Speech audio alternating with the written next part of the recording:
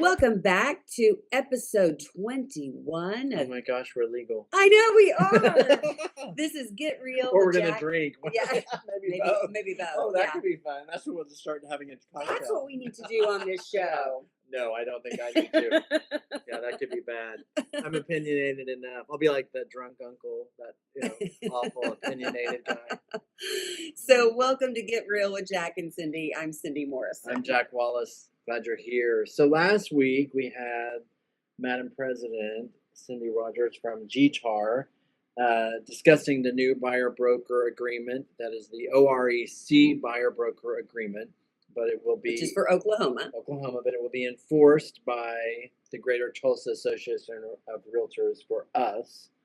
So anyone that is in Tulsa or the surrounding area, that is the document you will use, even though it's the Oklahoma standard, but it is going to be enforced by our MLS. So the Oklahoma Real Estate Commission is the one that's over all of GTAR here in Tulsa or Oakmar in Oklahoma City, Right. plus all the other boards. Right. So there's the state, which is OREC, and then there's your local.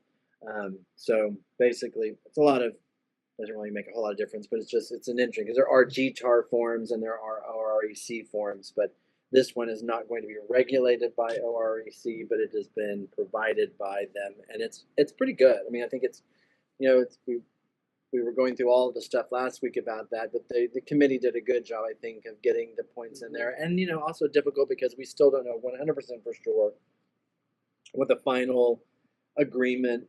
I love it. We're almost sure what we're talking about. And I think it's going to keep changing. So that's going to be interesting. But the good news on that is we now have a standardized form that I think is very good. It does a lot to protect the public, which is the most important thing, but it also does quite a bit to protect us. But one of the things we were discussing was, what is it? So now we've made the buyer responsible for payment, or that they need to recognize that they are paying it even if they get that paid on their behalf from the seller, which is what a lot of people will try to do and attempt to do in the negotiation. But with that being said, we used to kind of do the buyer thing as almost people would say for free, which that was never really the case. No. But that they didn't have to pay anything out of pocket. Yes. And so that translated to free. So we're basically kind of setting it up the same way. We're just rephrasing it. And I think that is what we need to take away. I've had a real issue with them saying that the transparency part, that we weren't being transparent. How much more transparent could you be with it being published on the MLS? But the reason why they're saying that that wasn't transparent is because in their mind, the buyer was ultimately responsible for it because it was being added on top of. So now it's just spelling out. And was expected, although commissions have always been able to be negotiated. Right. That's always been the case. Right. For the seller. That's always been so the seller, but it's interesting because you and I have talked about this before. The seller doesn't make money till the buyer buys the home. Right. So really the buyer is paying the commissions because they're paying for the home, and then the seller had already decided how much of that sale they were going to give to their listing agent and then the buyer's agent. Now they're saying, yes, you can still pay your listing agent, but... Which that's an interesting argument you just made, if you think about it. So basically, because the buyer brings the money, they're really paying for it, but the seller was in control. And in this way, you can say the buyer gets more control because they're negotiating yay or nay on how much compensation will be for both parties. So I guess it's a little backward, but I think you can go down that slippery slope. And it doesn't matter whether it's backward or forward or sideways. It is what it is, or and upside it is down. what we're going to have to do. And so here's where we are. So with that being said, one of the things we want to talk about is if you're an agent and you're representing buyers, what is the minimum level of things that you should be providing for your buyer, the client, and if you are a buyer what are the minimum things you should expect. Now, obviously, And they should be surpassing that. yes, So this is the obviously, bare you're minimum. not wanting the bare bone thing, but at the same time, it's kind of like if I'm a listing agent, I'm going to put a sign in the yard. I'm going to key box on the house. I'm going to put it on MLS. I'm going to, hopefully advertise it and publicize it on some level. That's the minimum that you can expect from your listing agent. Now, we all know a lot more that goes into it than that, but those are the things that we define as the bare minimum. So, what would you say are some of the bare minimum things that a buyer should expect from you? Well, that your agent returns your phone call. Okay. Okay. First of Yeah. all, and that they are taking you to show you houses in a timely manner. Even if they're out of town, they have someone else to fill in for them to show you those houses. Right. So you're actually able to get into houses in a timely manner in case of their contracts come in. Right. Then, so those are two bare minimums. What about you? So basically, you're talking about open and quality communication, Correct. either by text or At phone least call. just Yeah. communication, Yeah. I mean, obviously people have life and things, but in general, they're getting back to you. They're paying attention to you, and then getting you into the house. That's absolutely true. I would say for me that another one that is like helping you to figure out what you qualify, like what you can actually purchase and buy based on your financing, your Correct. available cash. Mhm. Getting you to know what that actually is. And how to get pre-qualified. Pre-qualified, Yes. have the documentation to show that you can get that started. Maybe that's just giving you the information or just making sure that you've done that part of it. But I think sometimes people need that help a lot more than we think. I think that's a courtesy thing to whoever you're taking rent to, but you don't want to waste your time looking at things you can't afford. No. That is called a designer showcase. That is Yeah. where you go visit a home that has been decorated for the sole purpose of you walking through to Right. see what all the latest and greatest is, or the parade of homes. And you know what? That is not a showing. And in fairness, some people do that. It's open houses are a great opportunity to do that. Mhm. Go look at an open house, and we understand people are coming voyeuristically, but to ask someone to get out of their house, put their dogs in the car, drive around for you to come see whether you like their wallpaper for your own house is not nice. So, Right. I mean, I think that it's like getting people qualified is a really, really big one. And having, a certain amount of contacts that this bank or this lender or this mortgage broker, they specialize in certain things, I think is really good. So I think that part of it is really, really important. So communication, being able to show them houses and pull comps. I probably should have added that onto there. Yeah. And then what you just said. So good market analysis and data, be able to really recognize whether the value is there, help you with that. And then let's just be honest, negotiation. Yeah. You need to be someone who can negotiate. Whether you have lots of experience in real estate or you're just a good savvy negotiator, you don't want someone going in on your behalf who doesn't understand that. So I think that's. And if you have a new agent, it might ask, do you have a mentor? Is your broker going to help you with this? Because if you haven't ever negotiated a contract before, not that you can't already be an expert negotiator who knows Sure. what you did before you became an agent, but asking them some of those questions, because you don't want them to get in there and have absolutely no idea what they're doing. Well, then the other thing too is sometimes they just don't even understand what are the things that are negotiable, because negotiation is not just price. I mean, everyone thinks it's all price. I mean, it is obviously price is a big deal, but now we have commissions too. Yep. So you've got commission, you've got price, you've got closing date, and which is a big one because some people want more time, some people want less, some people have to move quickly, some people can't get out of their house until a certain date.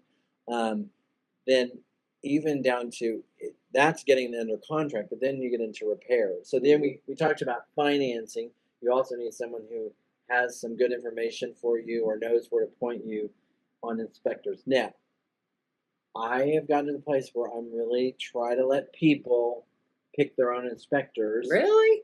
Yeah, I mean, within a certain, I try to say, these are companies that I've used and trusted. But in the end of the day, I really want them to pick them because they need to do research, they need to go talk to the people, call them. But at the end of the day, when they get that report and I don't want them coming back to me and saying, your inspector missed a bunch of stuff, or your inspector, and a lot of times that's just because the inspector saw it at that particular day and that way, and things can be good one day and not great the next, but in Sure. their mind it was the inspector, and if I'm the one who led them there, then oftentimes they think it was my inspector. Because I will give them 3 or 4 choices. And that's fair. Yeah, And that's if, fair. if they say, no, I really have this inspector, I always ask, okay, have you used them before? Oh, okay, great. You were pleased with them.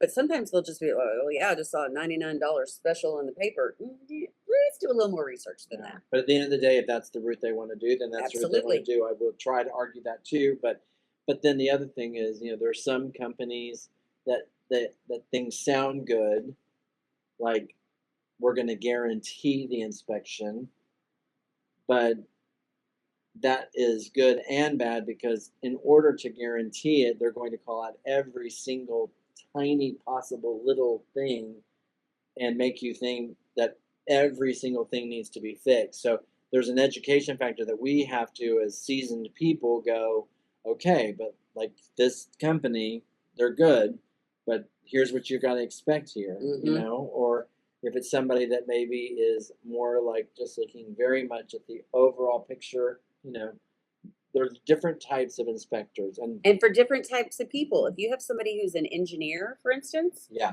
you probably want to get that person that is a lot more detailed. They're Yeah. speaking the same language. yeah, yeah. I mean, but they can also get so into the weeds that like it's an interesting thing. I will say that in general, I think everyone has their own. I think that's why the research by the consumer and then talking to the people, they're going to connect with whatever they connect with. Sure. And I think that's why, used to, we just kind of really, honestly, we just had like an inspector that we told people to use. So I think that's a really important one that we are more open to that because, there's just a lot of things now to look at. Houses are very complicated. Mhm. And, what inspection should they get, like, Because there are all different oh kinds my of gosh, inspections. yeah. You can have a full, what's the big one? The all of a sudden I can't foundation and all Yeah, of like foundation, structural. Yeah, structural. yeah, Thank by you. a structural engineer. By a structural Yeah, engineer or a general inspection or both. yeah. Um, And we used to do electrical and mechanical plumbing, which was one, mhm. a structural engineer, termite, Termites. and then Yep. maybe the roof. Like that was kind of our standard package, and you'd have basically 4 different inspectors. Because of the price of things and because of the time, we've gotten to where there's more of the whole home inspection, Hmm. where they kind of look at signs of whether you should go to a structural engineer, but you start out kind of doing a more basic, and it just depends on Which people's can still comfort be level. $800. Then you Oh add yeah. this structural engineer on top. So Mm. it's kind of nice, I think, when you have an inspector who's like, "Oh yeah, you need to call out this Yeah. I specialist." mean, there's And if you certain have a houses. pool, call out a pool person, and your general inspector can generally And send if that it's a out. new construction, there's a new construction inspection compared to an existing home. There's different ways. So that's something you have to help guide people through and let them come to their own conclusions. Yes. And make sure you're not trying to steer them to someone just because that's going to be an easy inspection, Hmm. but also not steer someone that's going to scare the heck out of them. Sure. Like I think there's the two things. So that is a big one. But it's really funny too to me because we get into that. Just selling a house, it's not that hard. Yeah. Well, and there's some truth to sometimes some houses sell really Sometimes. quickly. But Sometimes. I tell you, there's very, very rarely that getting from the contract to the close isn't difficult. Because nobody gets paid, the Mhm. seller or the agents, until you get through the closing and everyone has signed. And so that comes down to a buyer's agent who understands the title side. Mhm. And doesn't mean that I'm going to be your title agent. Doesn't mean that I'm going to be trying to put myself into that formula because that's not my jurisdiction. But enough that I understand what type of deed you need to do. What are some of the things that could come up in a situation like this? If it's in probate, is divorce, There's all kinds of things that you kind of need to know to look for, and so I think that's a really big one that And maybe kind of that's overlooked a lot. maybe that's part of it, is that, your agent needs to be well versed. They don't have to be an expert No, in finance or an expert in title work, or an expert in inspecting a house, because we're real estate agents, not inspectors, but having some knowledge. we like know a whole little about a whole lot. Yeah. Yeah, I mean, I think that's really, you get a specialist to know, like a doctor.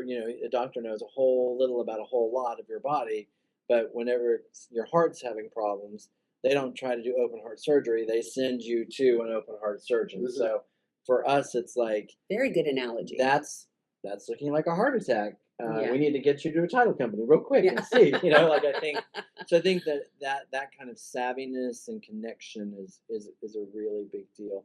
But I think that there's been this, we've been fighting this push pull about whether, buyer broker agents are worth it. Hmm. So I think there's the argument that there have been a lot of buyers brokers who haven't been worth it, that have just sort of, they open the door and say, here, sign here, and then we'll see you at closing. Good To make us luck. all look bad. Yeah. I'm sorry. And then but there's also different styles. So like when you're interviewing or you're talking with, just signing a document.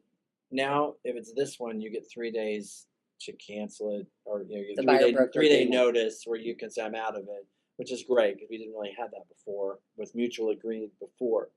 Um, but the one thing I think you have to really find out is how do they work, because there's a lot of different structures now in agents. There's teams, individuals, partners. Hmm. Um, None of them are right or wrong. I will say that there's a bit of a trend right now, and I'm if you're doing this and it works for you or it works for the person, that's great. But this team where one person shows you the houses, one person negotiates the house, one person is the person that gets you through inspections. One like you That is never not my cup of you tea. kind of change who you're talking to, that kind of, and they don't want to discuss it with you if it's now moved to that. They don't really want to talk to you because they've moved on to the next person. And it's a system that they have that works for them, I guess. That doesn't work for us. I mean, No. I really want to be kind of your person from first buyer consultation until we go to the closing table. But if that's the structure that they have, you need to understand that, because you are signing, and once you sign the buyer broker agreement and you go under contract, you are in that buyer broker agreement. So you don't get to go, oh wait, I don't like how you're handling things now that we've closed, Hmm. and I want out of that. You're stuck with them. So I do think you have to know that you're okay with their style. And if how they it do is that. a team, sometimes you may sign with the Jack Wallace team, and then you never see Jack Wallace. You will always see Jack Wallace. You will be so tired of Jack Wallace. But so yeah, I'm tired of Jack Wallace. I'm not.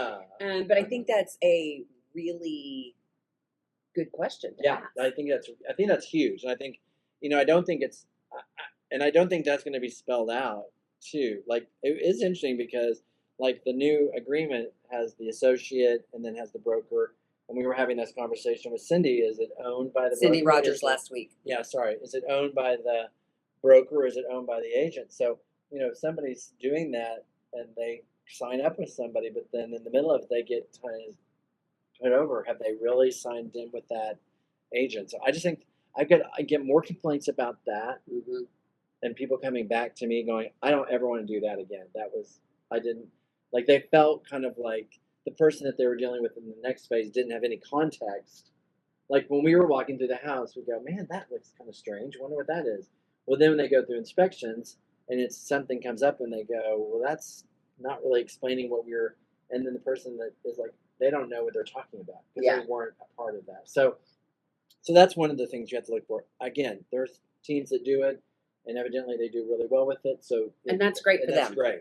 It's just you need to know that's going to work. We're for you. lone wolves. Yeah. Well, I think if you're somebody who wants somebody to be your ride or die, Hmm. that's kind of who we are. Hmm. John and I were a partnership when we were doing real estate together, and you kind of had one person who was the lead. Hmm. So you knew the majority of the time that you were going to be talking to that person, but then we used to joke that we kind of knew what was happening with every deal through osmosis because we lived together, worked together. So, I mean, just by overhearing conversations, and then what was that? I knew so much about what was going on with his deals and vice versa. So we could be there to cover each other. Sure. The other thing that was hard is we go on vacation together. Yeah. So, it's kind of nice with partnerships that aren't like that because they maybe will not. And so, partnerships I think can be really good. That worked really well for John and I, and I don't feel like people felt pushed to somebody else. Yeah. So, but Well, and another thing to remember, kind of along those same lines,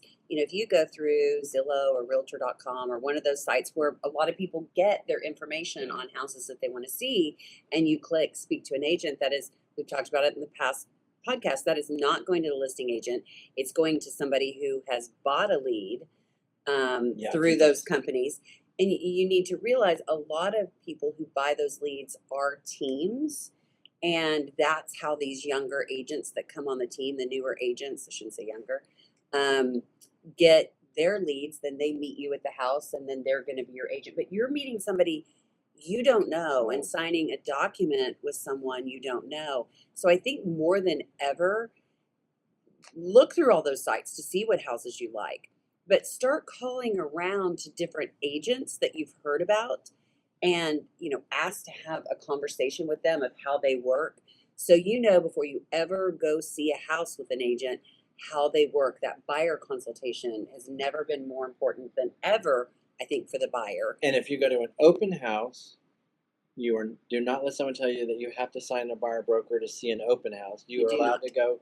They're allowed to show you the open house or be at the open house without you signing anything. So if that's something they're saying that you have to sign to go to the open, you do not.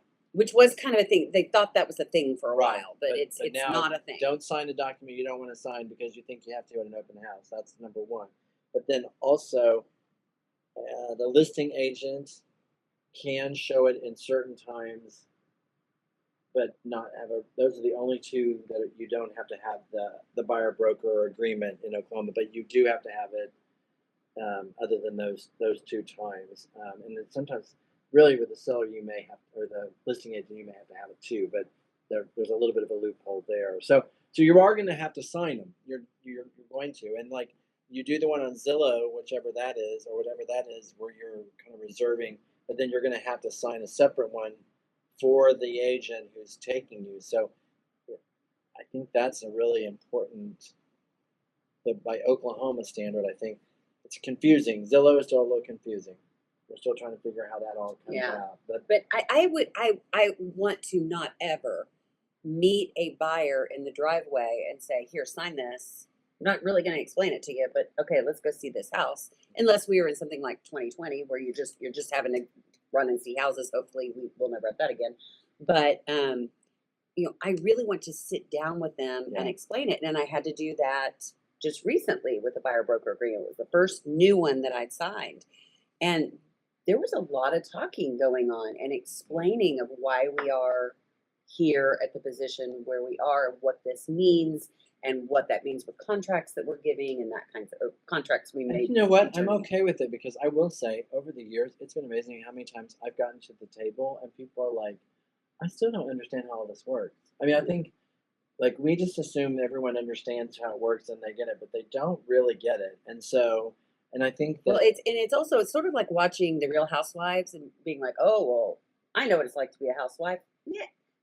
No, that's not really the same thing. That's a good point. Yeah, it is. Watch these TV shows and they're like, oh, a crime show or a real estate show. Oh, I see. They solve a crime in an hour or 30 minutes, and selling real estate is easy, and these realtors make. Well, the problem I have is that they show the real estate thing and they go to getting under contract, but they don't ever show what it takes to go from contract to close. Yep. That's the hard part. Yep. I mean, getting it sold isn't easy. I'm not saying it is, but sometimes that can be the quick one, but then you have all kinds of issues when you go, because you've got repairs, you've got inspections, you have title work, you have divorce and death, and you have quick claim deeds that need to be. I mean, there's a lot of things that go into it. Mm-hmm. So I think that having someone to guide you through that is actually, that's huge, and that should be for the buy side and the sell side. Mm-hmm.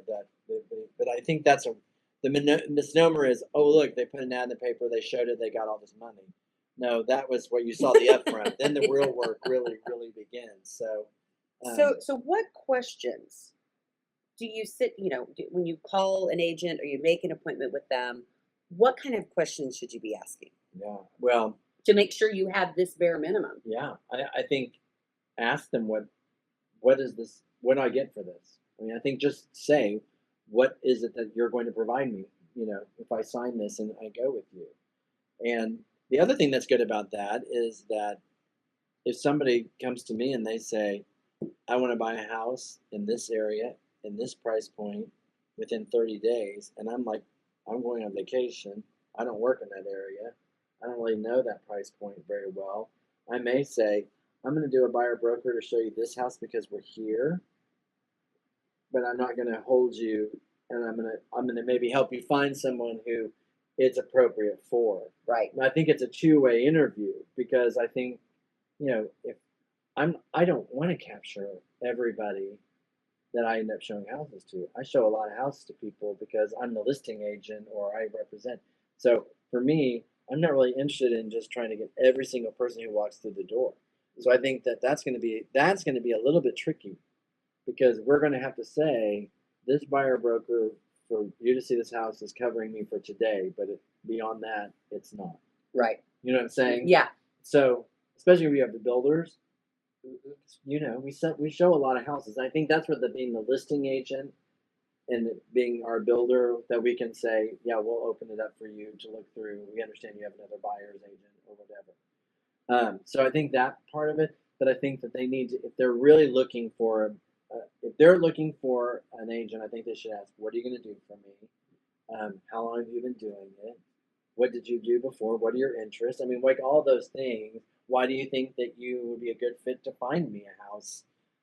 Have you, like if it's in Jinx, I went to high school in Jinx. I still know a lot of people in Jinx. I spent a lot of time in that area. Have I sold as much as other people in that area? No, but enough that I know it. Mm-hmm. But it's like if you ask me to do it in Skytook, I don't know Skytook. Mm-hmm. Yeah. Now maybe we can learn that together, and maybe that's something that you're looking for something that is something we can figure out, and I've done it long enough we can figure that out. So it doesn't necessarily preclude it, but I want them to know that. Right. This is not my deal. It's just not. Yeah. So I think it's just an open dialogue. Maybe some of the questions that you ask your doctor, or if your doctor refers you to a heart surgeon, well, before you do heart surgery on me, let me ask you a few questions. Yeah. Because you are going to Google and find out how long they've been in business, and do they have any malpractice lawsuits against them?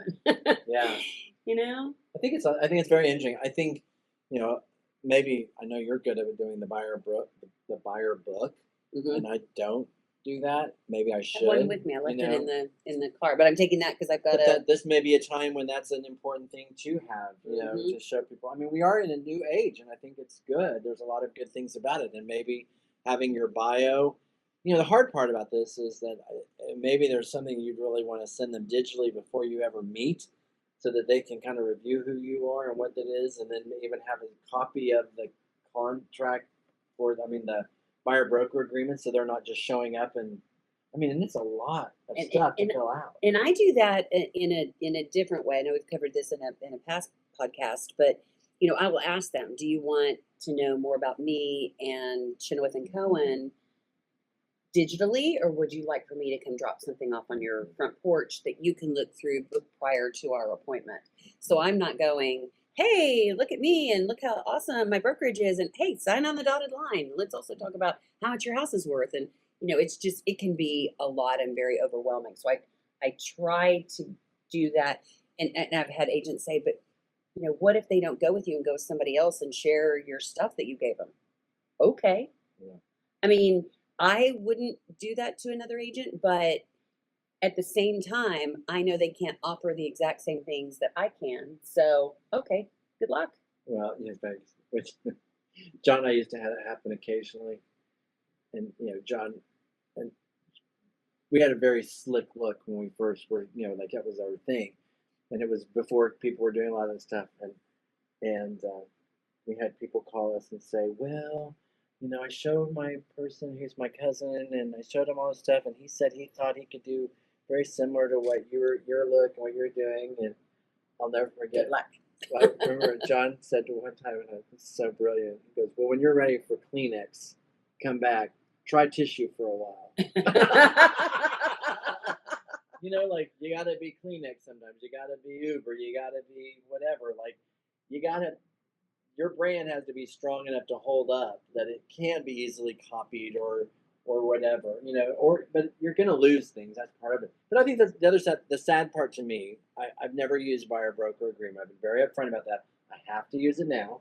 And the other side of it too is we have a little bit of armor on when we do this because everybody else has to do it now too. So remember, when you're trying to get someone to sign something, it's not like you're getting them to do something they're not going to have to do with anybody Which else. is really going to tick me off if I hear somebody just walked into a house to see with an agent and they didn't make them sign anything. You're going to hear that. And then they're asking me, well, why are you making me sign something? I mean, you're going to hear that because there are people who are going to just not do it, and but they're going to be caught unawares because the law is the law. We have to, and then again, I don't really want to think you want to be with somebody who's not going to follow the law, and that is the law. So, which that's our license requires that we do that. And it's a pretty they're not joking around law. This is when they're. It's the DOJ.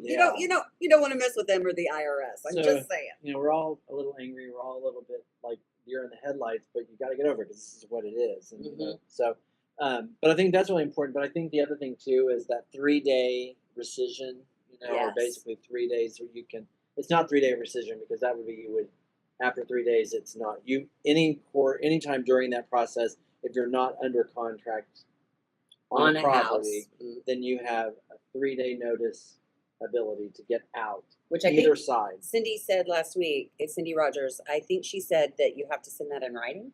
It has to be in writing, so it could be email, text, or letter. I would imagine email or text would be the best because letter. Then you have evidence. Yeah.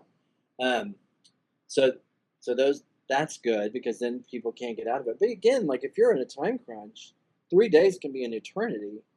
If I show up, let's say I'm coming here from Colorado and I do Zillow and I go to somebody on Friday, and then I end up signing something with them, and then they're too busy to help me on Saturday and Sunday, and I've signed something with them. There's going to be some stuff to work out. So. When you have someone sign that and you lock them in, I think what I'll do is if I know I'm just going to show them this property, I'm going to just do it for that time window and maybe for certain people just that address so that I'm not in any way tying them up. But I just think that's the one thing. 3 days can be an eternity when you're here on a trip to find a house. Right. So if you're somebody who is getting the leads, hopefully you'll be very conscious of that. Don't tie somebody in that you can't help. Right. So, but it's hard. I mean, it really is hard. I think this is going to be great because I think everyone's going to be. And so we keep telling ourselves it's going to be great. No, I think it will. I think it's going to be great because I think we're really tying ourselves into this is what you deserve. This is what we're going to do. This is what you're paying for. This is how we're going to try to get that payment either from your pocketbook or from the proceeds that you're paying the seller. But yeah, I think it will be. I mean, eventually it'll just be what it is. Yeah, you need agents to work together. I mean, I just had an instance where I called an agent and we both had a difference of opinion, but we were both like, we'll solve it because it's most important that my client buy the house and her client sell the house. So what's that old thing about put the people first? Yes, and everything will work out. Yeah, everything else will fall into place. And I've always said that one of the biggest reasons why deals fall apart is because of the agent's personality, not because of the buyer and seller. It's it's kind of the joke too. I would like to find a buyer's agent who has a good temperament because, well, think about this. You want them to fit your style, and you want that kind of camaraderie, but if you have somebody who's going to just take on whatever you're taking on, that's really not what you want. When someone comes to me and says, I want you to go to them and you say blah blah blah blah blah da da da da da, I would say I won't go, and I say blah blah blah blah blah da da da da da. The difference is I'm not going to go in guns blazing because my client is so emotionally upset, I'm actually going to be level-headed and express what they're wanting to do or why without making them into you stupid, whatever. Yeah. So I think you want an agent who's going to be able to filter you and your emotions and your fear, but still communicate what you have issue or what you want. Correct. Not just roll over or not just go in, because I've had multiple times where the agent will call me screaming and yelling about something and want me to go tell my seller what they said, and I'm like, do you really want me to express it like that? Because we might not be under contract And anymore. I don't understand why, but like if that's really what they want me to do, I kind of have to do that. But or do you want to back off and say, I understand that they're upset because of this, especially in repairs. Oh yeah. If when you're dealing with the repairs and the person already feels like they've given you the house at a good deal, they already feel like you've nickel and dined them to death, and then you're coming with a repair that may be very legitimate. But if you come in just like, well, tell them we're not taking the house, we're going to walk if they don't do, that may not be the best negotiation tool at that point. You might have to say, they understand you've done this, they understand you've done this, and they hate that this has come up, but it has, and it's a major deal, and they don't want to take on that problem. Yeah. I mean, I think that's where you have to have somebody that you really can trust, because you're not sitting in conversations with them. It's an arm's length transaction. Right. So you're hiring someone. Take that seriously. You're hiring someone to be your ears and your voice.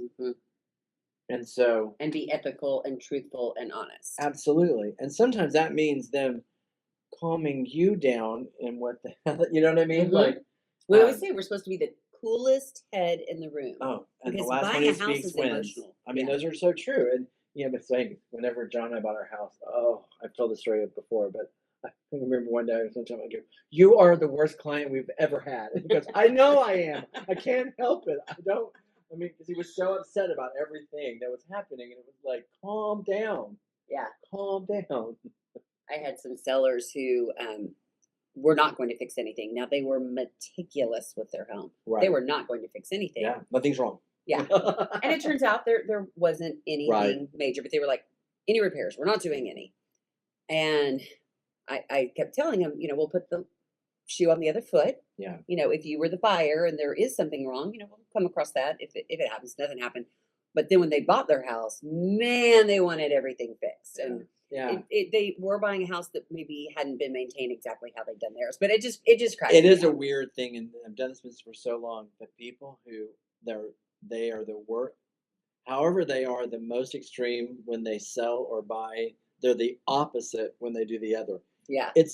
It doesn't make any sense, but it's just like over time you just learn that is just the way it is. So if you're a newer agent and that is actually pretty normal. It's a not thing. Unusual, yeah.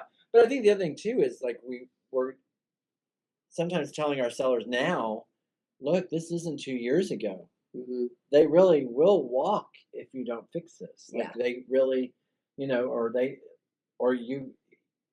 if it was 2 years ago, you have to tell the buyer, look, they really might take another deal. Right. Like you kind of have to be able to talk honestly about where the market is and understand where the market is and help them in their decision making, not make it for them, do not make their decisions for them, but understand that. So I think that's a lot of it. This is all this is why it's a little sad to me. If you are looking to buy a house within the next 6 months to a year, I would suggest going to open houses to meet realtors that you think you might end in dialogue with them.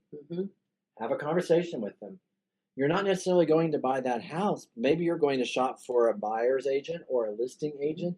Get to know them a little bit. Ask them some questions. Maybe ask them to do some research for you and get back to you, so that then when they do, you go, okay, they actually did what they said. I think there's a way to interview people. I think you're going to have to do more due diligence now because you are signing. But the good news is we have 3 days out. Yes, absolutely. It's And I would even look online. I would say, what does their website look like? What does their brokerage's website look like? How do they market online? Do they market online? Right. Which is not it's more important, I think, probably for a seller than a buyer. But you can kind of get a feel for their brand. Facebook. What are their interests? What's their center of influence? Like, what do they?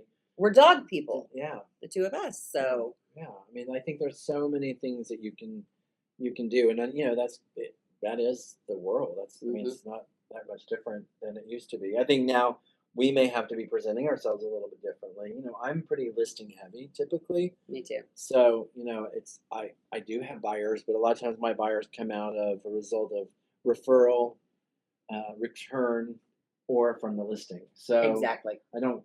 It's a little different. I'm not really going out pursuing buyers like I used to. Now, I do meet a lot of buyers whenever I do new construction because that just kind of happens through osmosis. Sure. And so, but again, they built a rapport with me based on something and then want my judgment. So, yeah, I think it's going to be a little bit harder for newer agents. You're going to have to really sell what they, how they represent. And I think that's when you get into I have great mentors, I have great managers, Yes. I have a great broker, and the other thing too for you newer people, open houses are the one place where they have no idea how long you've been in the business. Hmm. Anything you can.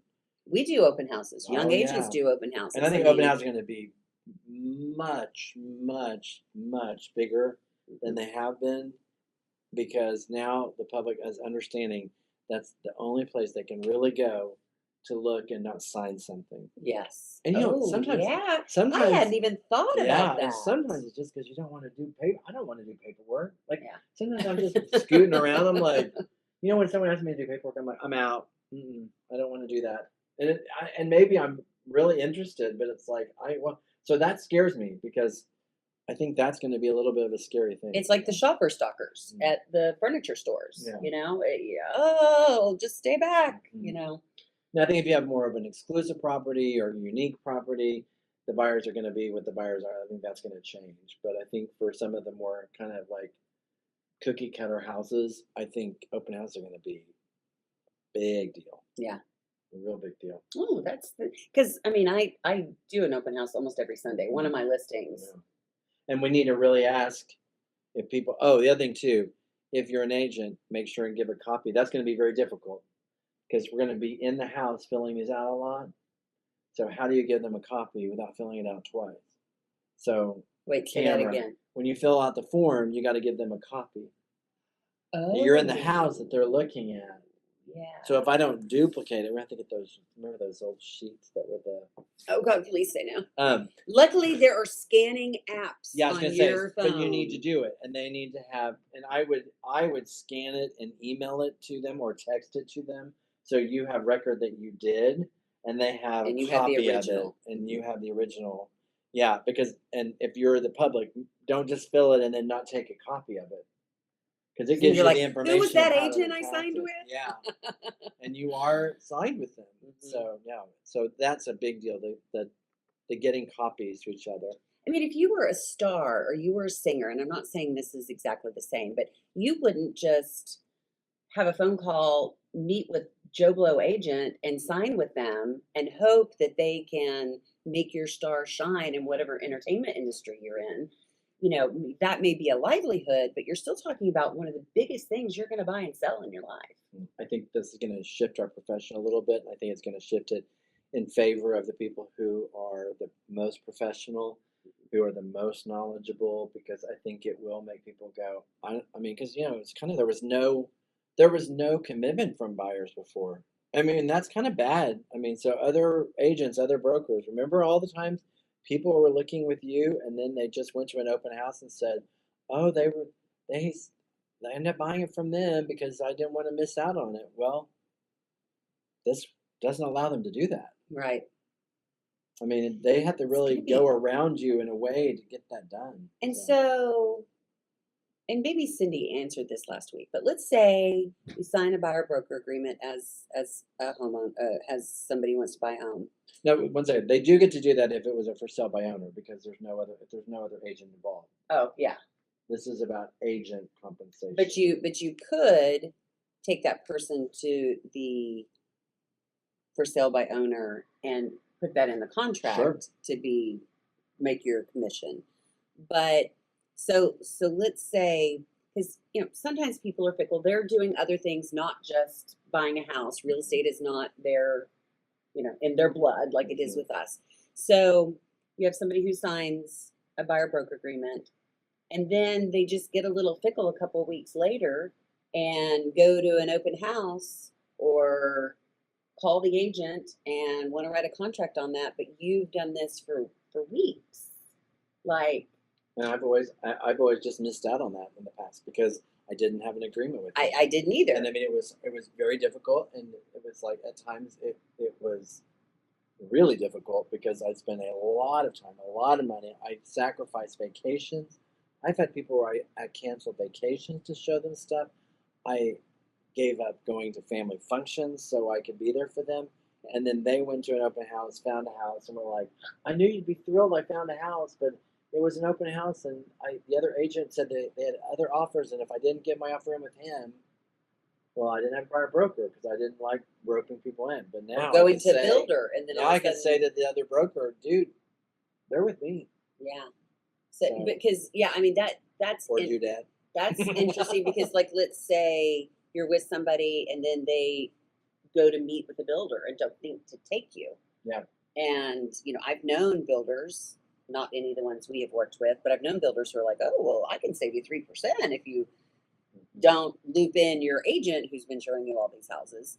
And so then is the seller going to owe you that 3% because that's what they signed, but when they turned in the contract with the builder didn't put that in there. Well, there's the separate agreement.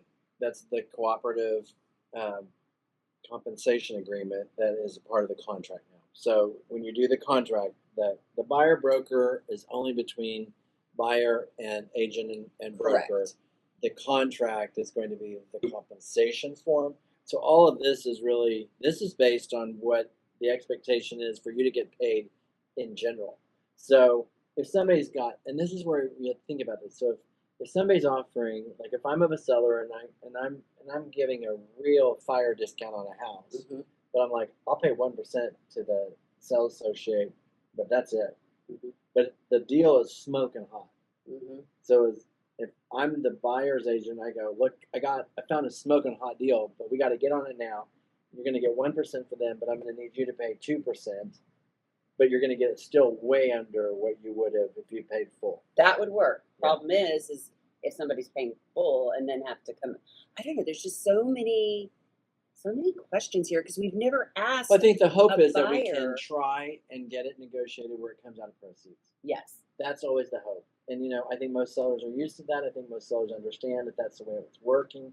The buyers only have so much money that they're already extending, and they can't buy the house without that. And that we aren't going to work for free. Yeah.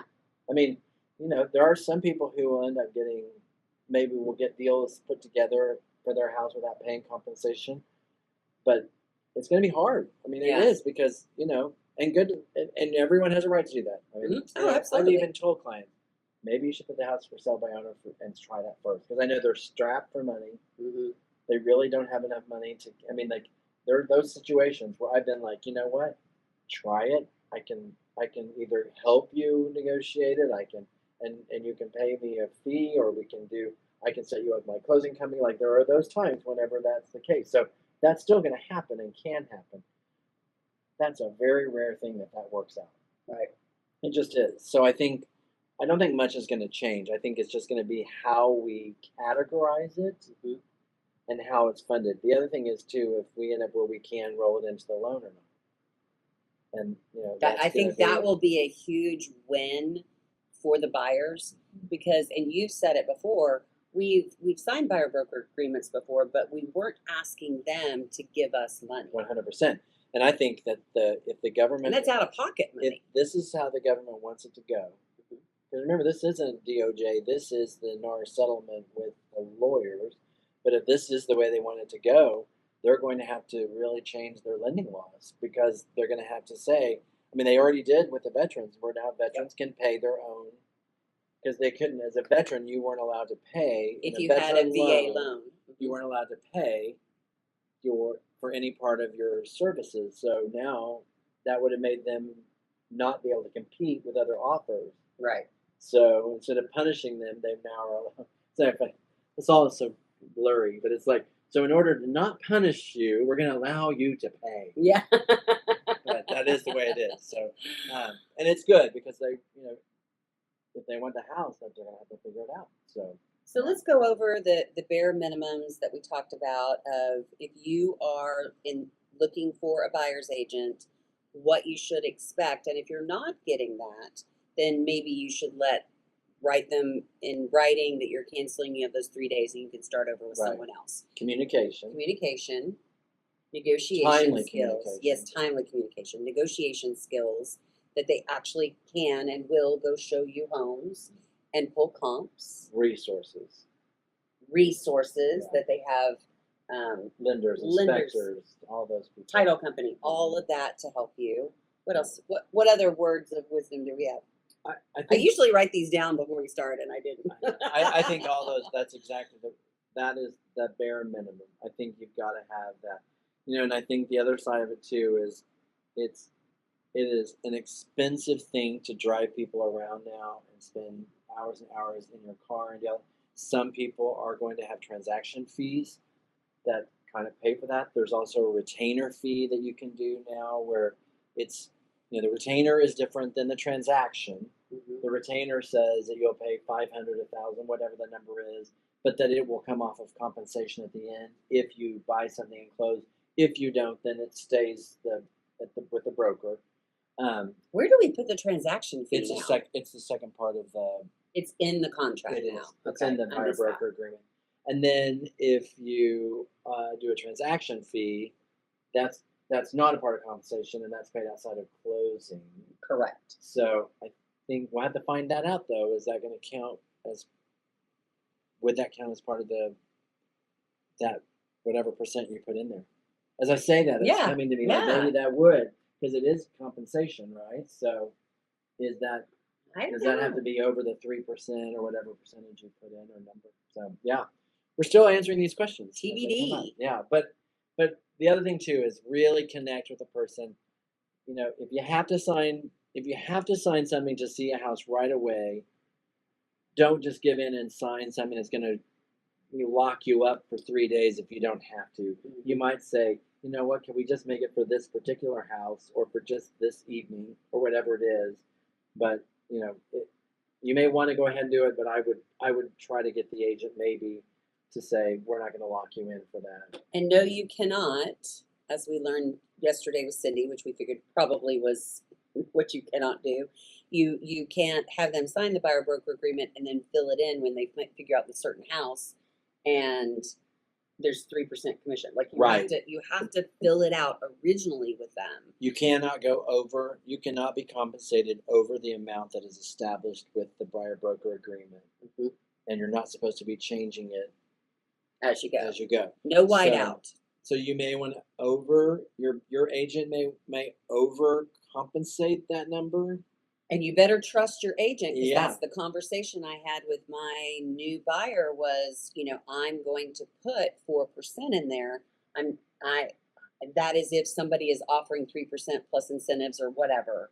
But that So then you would have first negotiate the contract for whatever percentage it is. Then you would have to do a separate written agreement according to the buyer broker that states that you will reduce the fee down to, and they could sign that simultaneously as they sign the that contract. contract. Okay. But you do need to do that Yes. because otherwise it's dangling Chad, right? Because then Sure. you could Was it 3%? Was it 4%? Yeah, Was it? and we all say, "Oh, I won't," but will they? Yeah. And Well, and if you like the one house I have that's an $800,000 house that they're doing 3% buyer's agent commission right now, while it's still we can still put that on MLS, and they're doing a $1,500 incentive to the buyer broker. So if you're going to show them that house and you have not signed them to a buyer broker, you could say 3% plus 1,500 incentive. and that's going to be really difficult after this point. Yeah. I mean, it may get down to where that's where we get into a realm where maybe that the 1,500 goes more towards buyer incentives themselves than it does the agent. I mean, I hate it because I believe in we've done that many times and had good results because money talks and people will be selling something, but I think those days are a little bit over for right now. Yeah. Well, that's why we went ahead and just did it now. So, And like I was saying if after last April week, 15th, you that's know, not a thing, then I mean August 15th or 17th, then at least play we it put up it now. out there. Yeah. And I will say also, if you're really looking at how it's going to affect the sales, it's like used to be other people could do that, but now like builders do that a lot. I mean, hmm that's a lot of it, but it's going to shift around. So I just think part of that comes down to also if your price point, like if you're looking at new construction, then maybe that is something you wouldn't want to overshoot because you may have that bonus part, but you better have some kind of a written agreement. I don't know. Because then It's if you have weird. It's a if you hard have a one. shady agent and they're like, I would never sign something, even with Yeah. a non-shady agent, that says I'm going to pay something, and then tell me, but you're not really going to pay that. yeah, I just wouldn't. I mean, I Yeah. think if you sign that, you got to be prepared. Now, you don't have to sign a deal. and I didn't. That I did. doesn't I did negotiate. 3%, not 4%. There's But a we two talked part about to it. this whole thing though that we're not talking about. You're signing this that says you'll pay up to 3% or whatever the percentage is in a contract. But what we're not saying is the second part. For that to become reality, Mhm. you have to agree to the contract and whatever the compensation is. Right. So you always have an out of paying the 3% by not going under contract for less than 3% being paid. Right. Then they wouldn't have See to what I'm come out of saying? pocket. Right. You're not going to be shocked. Oh my gosh, I have to pay what? I mean, you might, but you have time to figure that out in the negotiation process. Right. Okay. Well, it's So a that's lot. where you can tell people they do have they have an out there because it's only going to pay that whatever they're going to pay is what they agree Is to in the contract, and this will be a contract that And the very buyer spelled out. is signing. That is their offer that we are And that's bringing where the to seller. cooperative compensation agreement has to be signed by all parties that establishes what that payment is. Okay. So if a seller absolutely will not pay anything and the buyer does not have the money, then they would have to move on. Mhm. Or, good luck. I guess you're going to do it, buy it yourself, and I mean, you won't have any representation, which Yeah. is scary. Anyway, it's all going to be good. We're going to get It there. will.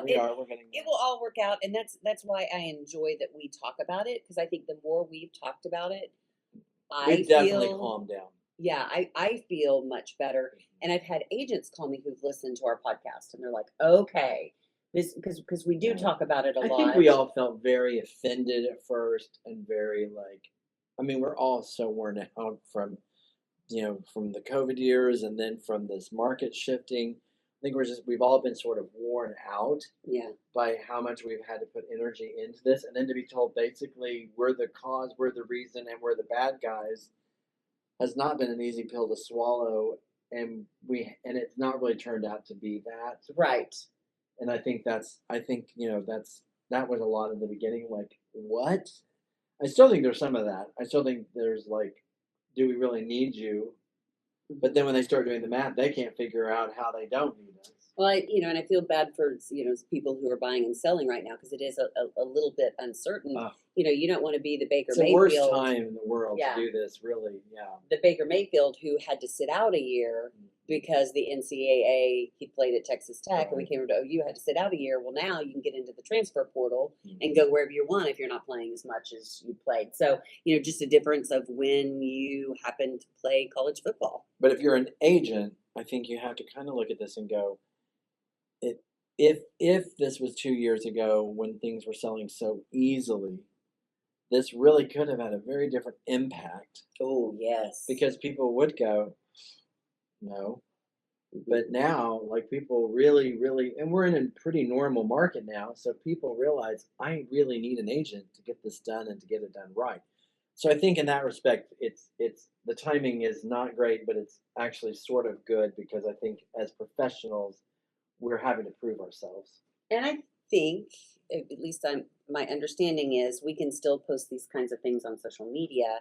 So it behooves home buyers and buying agents to sift through all that and see what all's out there. Absolutely, because I think the other thing too is You want your house to be presented the best it can. You want everything to be the marketing presented the best it can, and you want the compensation to people bring you legitimate, qualified buyers who are professionals. You want them to want to come sell your house. Yes. I mean, you don't.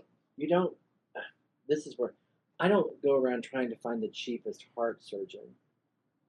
Right. I would really like to put out there, whoever's the best, I would like to go to you. Mm-hmm. And so, Plastic surgeon, same thing. yeah, I mean, so I think, it gets to be kind of crazy how we act like there's a difference, and look, there are some realtors who do not deserve to be paid the way that they work. I mean, there are. I don't think that's very common, but they are out there. They don't answer their calls. They don't show houses, but they sure lock you in, and they're sure going to scream and yell if they don't get their compensation. So I think that's caused that frustration for some people. Sure. But I think that's such a narrow group, especially now because the profession has gotten smaller. I mean, yes, and I think it will become smaller. and it's appropriate. I mean, I think. But I just worry about the new agents. That's you know what though? I want them They're to writing survive. contracts in our office. We're having them. They're like I'm hearing them Good. writing deals and doing stuff. So I think we're moving forward. We Good. are, yeah. So I think it's all. They won't know any different. Yeah. The good news, if you're new, you're not going to know any different. I This just is don't want normal. anybody to have to leave the industry because there is a shift. If you want to do real estate, I want you to be successful. I've done this for a long time, and they have figured out how to cut us out so many times, and they never really figure out how to do it because they need us. Mhm. We really do provide a legitimately needed service that is not easy to do, and it can go so bad so quick. You can keep your money under the mattress, but it's really probably better if you keep it in a bank.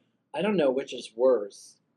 Like when I get calls for people to list their house and they bought a house from some friend and they just used a title company and they did no inspections. Yeah. They had all kinds of issues and they have zero recourse. But they saved that seller who gave them that property the commission. Yeah. So when you look at that and you think about that, you think we don't do what we need? I mean, we do provide a humongously important service. We need to be professionals and we need to really provide that service. But the horror stories, and my God, when you lose like that can take you out for a lifetime. Oh yeah. I mean, seriously, think about that. If you buy a house that's 150 to 400,000 in the beginning of your career and you're in the hole, like something terrible happens and you have no coverage, no compensation. You'll never get right side up again. No. I mean, it can literally, or you have to go bankrupt. You have to go foreclosure to get rid of it, and then you have 7 years where your credit's been. I mean, it is a big deal. Having representation on both sides of the formula is very important. You may get lucky. You may have deals where you don't. But boy, is it something you want to mess around with over a couple of percentage? And very rarely do I see a for sale by owner that they've bought and sold a ton of properties, or they're an attorney, can draw up all the proper documents. I mean, you just want to make sure what you're signing and what you're getting yourself into, because And title companies are not realtors. No. Realtors.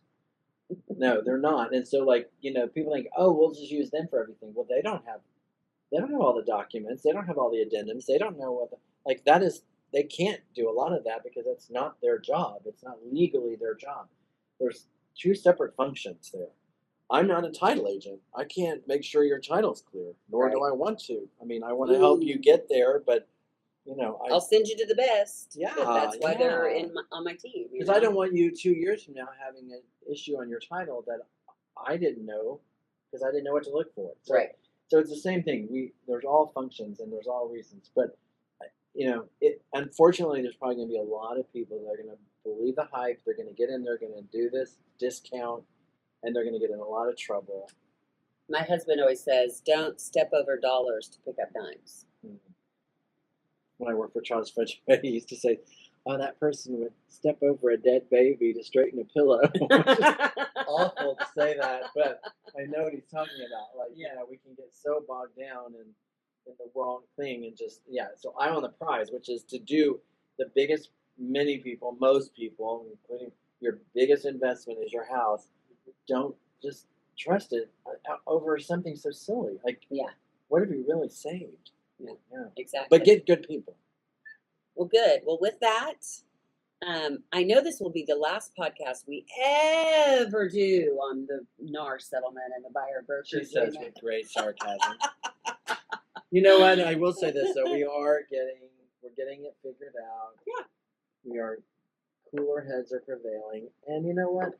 Especially ours. I think it'll be really fun to see how this all changes. I do. I think it'll be interesting to see what really is this story. And when we're doing this podcast in 2 years and listen back to some of these old episodes and go, I mean, it is kind of like we should time capsule, like, what really changed? Did it really change?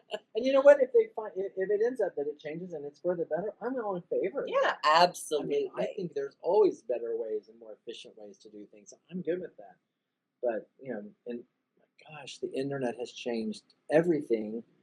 What is AI going to do? I mean, but I will say, you're selling things that are not apples to apples. You have all different types of personalities. You have different relationship issues. You have different legal standings. You have different types of citizenship. I mean, there are so many factors that go into this.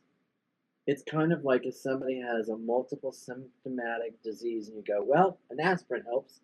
Yeah. I mean, I think you have to look at this as that these things can be very, very complicated, and even with the best of the best, sometimes you can't get it figured out. So why people think, oh well, we'll just cut them all out.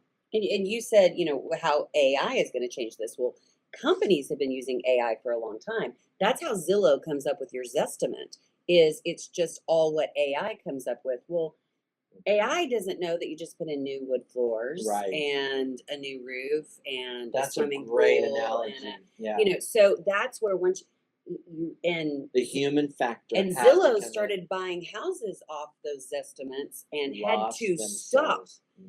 They lost so much money because a human wasn't doing those extra things. Especially on the flip side of that, you have a house that has not been maintained. Yeah. And the Zestimate saying it's worth $250, and it's got about 50 or 75,000 that needs to be put into it. So the human touch really does make a difference. And for the community, one of the things people don't think about, but inspections they are saving cities because it's making the homes become safer and more updated every time it transfers. Things that were wrong get fixed that need to be fixed. So functionally, aesthetically, whatever, those things are better because we do have the inspection process. And we're going to see that because a lot of people didn't do inspections. A lot of people didn't do repairs during COVID. And they're starting to come up and they're having lots of problems that they didn't anticipate. Or I'll fix that and they didn't. Yeah, and now I've seen that a lot. So, I'll just take the money and then I'll fix it, and then they didn't do anything, and now when it's time to sell, they have all these problems, and all that money's gone. Yeah, so for the community good, for the house good, for yourself good, all this stuff really is important. Yeah, so, anyway, ramble. We could talk forever, and we do. And as a matter of fact, I have to go on a listing appointment. I'm trying to turn off my alarm before it goes off. Well, she's turned that off. Thank you guys so much for being here. And we look forward to seeing what does happen in the future. And I know one thing, the future will be with us. So hope you keep coming back. Absolutely. Get real, everybody. Bye.